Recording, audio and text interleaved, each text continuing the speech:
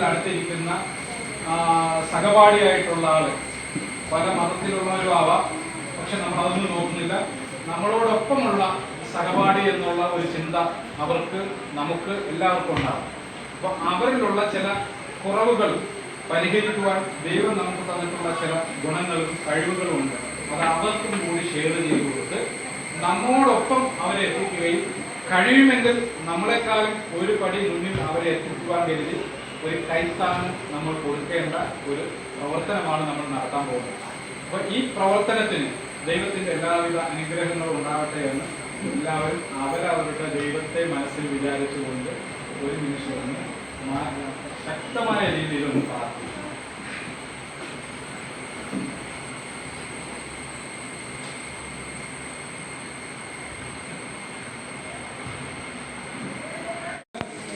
നിങ്ങളുടെ ഈ പ്രദേശത്തുള്ള നിങ്ങളുടെ പ്രായക്കാരുടെയും ഈ കൂട്ടായ്മയിലുള്ളവരുടെയും നമ്മളോടൊപ്പം വരാത്ത മാറി നിൽക്കുന്ന ഒരു സുഹൃത്തു സഹപാഠികളായിട്ടുള്ളവരുണ്ട്. നമ്മുടെ സ്കൂളിൽ പഠിക്കുന്ന വിദൂരങ്ങളിൽ നിന്ന് വന്ന് പഠിക്കുന്നവരുണ്ട്.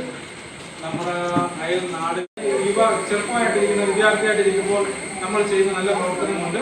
നമ്മളൊരു ഒരു സ്റ്റേജിലെത്തുമ്പോൾ ഇതിന്റെ ഗുണം നമുക്ക് അവിടെ കിട്ടുന്നത് കണക്കാക്കാം. ഉദാഹരണങ്ങളാണ് പറയുന്നത്.